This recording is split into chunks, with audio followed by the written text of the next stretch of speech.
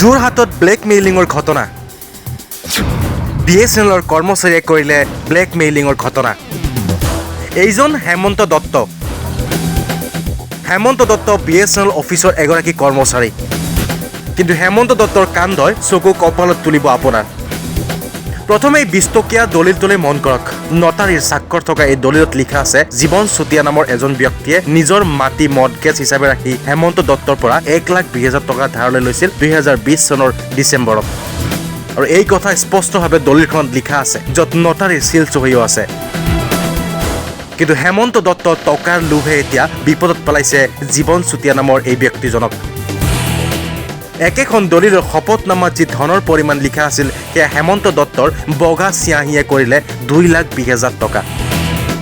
এতিয়া আপুনি চিন্তা কৰক হেমন্ত দত্তৰ মগজু টকাৰ লালসাই যেন নটাৰীৰ চিল চহি থকা শপতনামাকো বদলি কৰিব পাৰে আৰু এই কথা জীৱন চুতীয়াই গম পোৱাৰ পিছতেই যোৰহাট আৰক্ষীৰ কাষ চাপে আৰু দাখিল কৰে এজাহাৰ দাখিল কৰাৰ পাছতো যোৰহাট আৰক্ষীৰ গা লৰা নাই কিয় যোৰহাট আৰক্ষীৰ গা লৰা নাই সেয়াহে আচল প্ৰশ্ন আমাৰ এই বাতৰিৰ পাছত হেমন্ত দত্তৰ বিৰুদ্ধে ব্যৱস্থা ল'বনে যোৰহাট আৰক্ষীয়ে নটাৰীৰ চিল চহি থকা শপতনামাক বগা চিয়াহীৰে ধন ৰাখি অধিক কৰা ঘটনাটোক সহজভাৱে কিয় লৈছে আৰক্ষীয়ে ইয়াক লৈ প্ৰশ্ন জীৱন চুতীয়াক হয় মোৰ একেখন গাঁৱৰে শ্ৰী হেমন্ত দত্ত মাজগাঁও নৱালী ঢেকিয়াজুলি মাজগাঁও তেখেত BSNL অফিচত কৰ্মৰত বৰ্তমান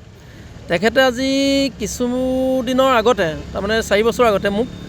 মই তেখেতৰ পৰা 1,20,000 টকা সুদৰ বিনিময়ত মানে 1,20,000 টকা তেখেতৰ পৰা মই ধাৰ লৈছিলোঁ তাৰপৰা মই অলপ ঘূৰাই দিলোঁ ঘূৰাই দিয়াৰ পিছত 10,000 20,000 তেনেকৈ কৰি যথেষ্ট পইচা ঘূৰাই দিলোঁ ঘূৰাই দিয়াৰ পিছত মানে তেখেতে এখন মোক অলপ দিনৰ পিছত ক'লে তুমি মোৰ লগত এগ্ৰিমেণ্ট এটা কৰিব লাগিব তেতিয়া মই এগ্ৰিমেণ্ট এটা কৰিলোঁ এগ্ৰিমেণ্টটো তেখেতে 5 বছৰৰ পিছত মই 5 বছৰলৈকে এগ্ৰিমেণ্ট কৰা হ'ল তাৰপৰা 5 বছৰ পিছত মানে মোৰ মাটি এডোখৰ মৰ্টগেজত তেখেতে মই মানে কিনি ৰখা মাটি এডোখৰ মানে চুক্তিবদ্ধ হৈ থকা মাটি এডোখৰ মই তেখেতৰ লগত এগ্ৰিমেণ্ট কৰিলোঁ এগ্ৰিমেণ্ট কৰাৰ পিছত তেখেতে মানে আজি 5 বছৰ হোৱা নাই আৰু এবছৰ সম্পূৰ্ণ বাকী আছে 5 বছৰ নহওঁতে তেখেতে মোক বহুতো জোৰ জুলুম কৰি মই বহুত টকা ধাৰ মৰাৰ পিছতো মোৰ অলৰেডি মই ধাৰ মৰাটো হৈ গ'ল 1,20,000 টকা দিয়া হৈ গ'ল তেখেতে কি কৰিছে মোক মানে যিখন মই এগ্ৰিমেণ্ট কৰিছিলোঁ সেই এগ্ৰিমেণ্ট কপিটো 20 টকীয়া দলিল এটা এগ্ৰিমেণ্ট আছিলে নটাৰী কৰি দিয়া আছিলে সেই নটাৰী কপিটো তেখেতে মোৰ যিদিনাখন নটাৰী কৰিছিলোঁ সেইদিনাখনে এটা জেৰক্স কপি মোৰ হাতত ৰাখিছিলোঁ আৰু অৰিজিনেল কপিটো তেখেতৰ হাতত আছিলে আৰু তেখেতে পায় সেই অৰিজিনেল কপিটোত এতিয়া বৰ্তমান তেখেতে 1,20,000 ঠাইত হোৱাইট ক্লিনাৰ মাৰি অভাৰ ৰাইটিং কৰি নটাৰী চকুত ধূলি দি জালিয়াতি কৰি তেখেতে 1,20,000 ঠাইত 2,20,000 লিখি থৈছে আৰু তাত সকলো তথ্য সকলো একদম ধুনীয়াকৈ ওলাই আছে